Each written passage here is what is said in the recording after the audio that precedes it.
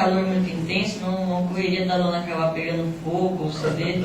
Não é tão intenso, porque como o ar está circulando, está entrando sempre ar frio. Então ele esquenta o suficiente para subir, mas está entrando ar frio. Se estiver ficando muito quente, abre mais a boca de entrada para circular mais, entendeu? Quente que eu digo é uns 40 graus, não é pegar fogo não. A gente faz uma lona inflamada.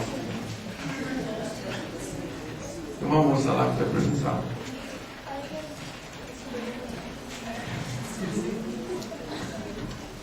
A energia que você gasta fazendo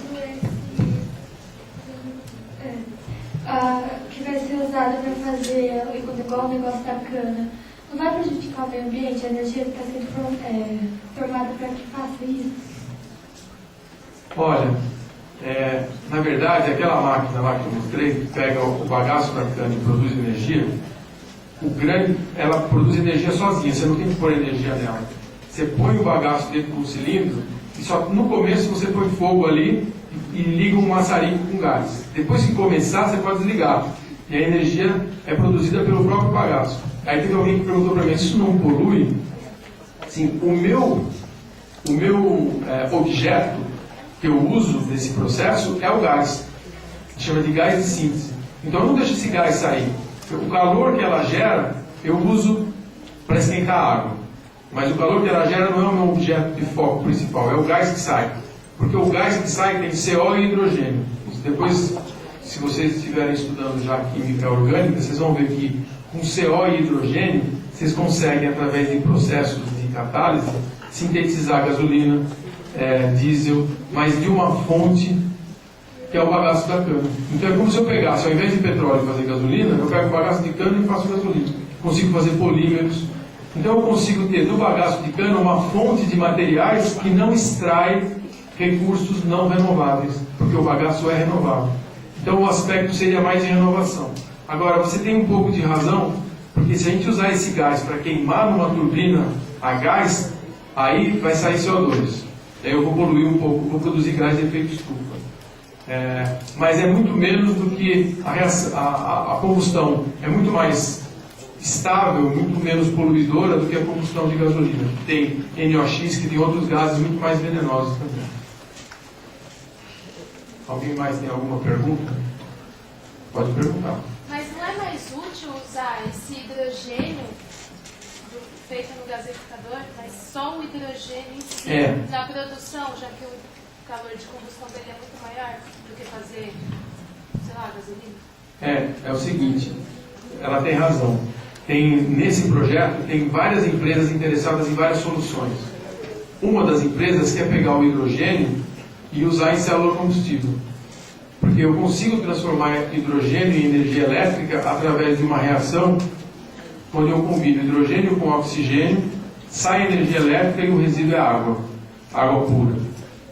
Então a gente fala assim, a célula de hidrogênio é a solução ideal para o futuro, porque você pega hidrogênio, põe no carro, e o hidrogênio passa por uma maquininha chamada célula combustível, que produz energia elétrica e o resíduo é água. Maravilhoso, né? Mas como produz hidrogênio? Aí você tem uma cadeia altamente problemática para produzir hidrogênio. Tem uma vez um moço que chegou lá no IPT, tem um monte de inventor maluco que vai lá. Você teve um cara que falou assim, inventamos o carro a ar comprimido. Não polui. Você tem um tanque, um cilindro no carro, se enche de ar comprimido, deixa o ar líquido lá dentro. E aí esse ar você vai soltando numa turbina ou num pistão que vai transformando aquele ar em movimento. E aí você, quando pisa no acelerador, você abre a válvula do ar e o carro sai. Não queima nada, não sai pro lado. Aí o meu chefe lá, o chefe da gente, sabe quem trabalha para o governo, o chefe é político. E não é político, não é cientista, né? Ele adorou a ideia. Falou assim, que legal. Esse cara inventou uma solução para o carro mudar ar comprimido. Você enche o carro de ar comprimido e sai andando. Aí nós vamos fazer a análise do ciclo de vida que eu contei para vocês, e entender todo o ciclo. Para você comprimir ar, você gasta muito mais energia do que você... Para você gasta muito mais energia.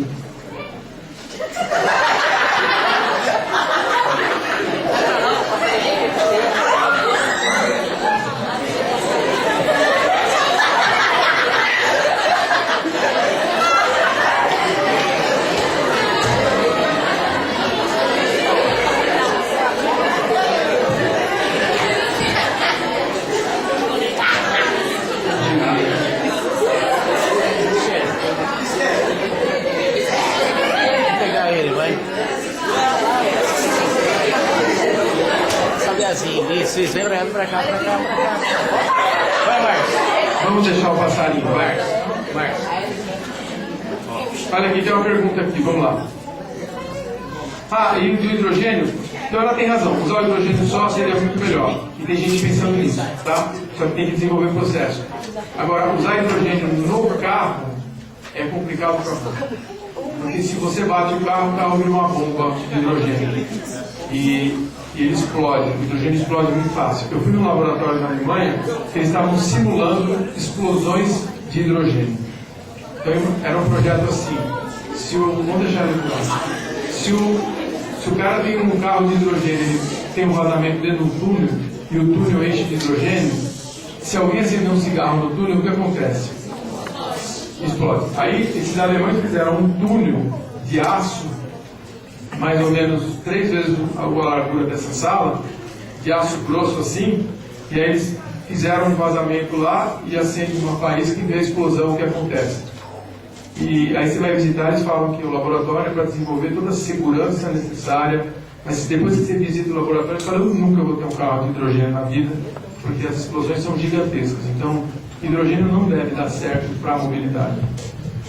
Agora, então, tem uma pergunta dessa moça aqui, depois tem uma pergunta do menino, alguém que ficou levantando a mão ali, tem uma essa.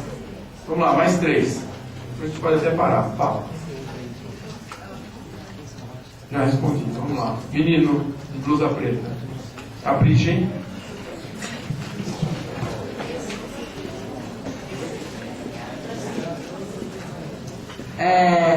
Eu ia dizer que se tiver uma montanha e embaixo e um carro de hidrogênio bater, é possível explodir boa parte da montanha por dentro ou quase não vai ter efeito? Não vai explodir a montanha inteira. Não, eu falei boa parte, não tem. Tá, boa parte sim. Aí fica meio difícil, né, explodir a montanha inteira. Esse menino é uma figura. Olha, é o seguinte, a explosão não é uma bomba de hidrogênio, é uma explosão de um combustível, entendeu? Como o túnel é aberto, vai dar um jatão assim. Só que na borda da montanha, se ela for meio fina, e se for uma montanha de solo, não de rocha, aí pode dar uma estragada. Mas essas simulações que eu vi na Alemanha, o estrago mesmo acontece para quem está dentro do túnel, não tanto na montanha. Mais alguma pergunta?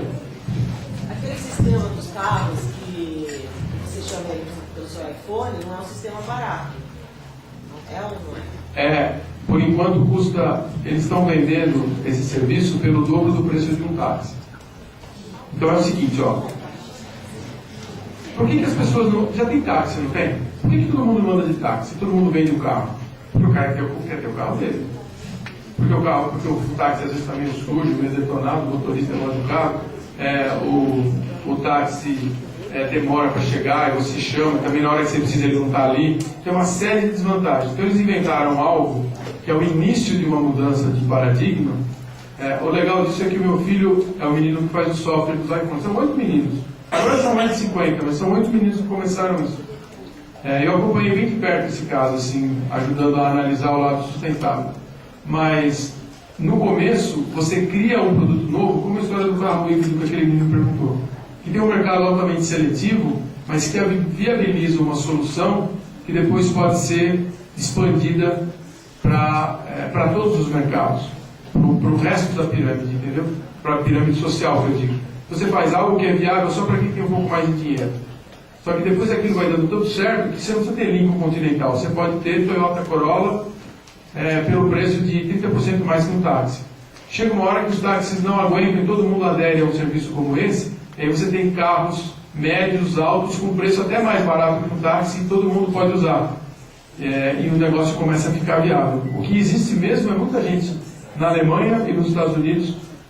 Tem um centro de pesquisas em Berlim que só estuda isso, que chama PSS, eles falam PS Square, PS ao quadrado, Product Service System. É uma pesquisa onde você analisa tudo que você poderia vender o uso ao invés de vender o produto. Então isso se aplica, por exemplo, tem alguns negócios hoje que são muito assim, purificador de água. O mundo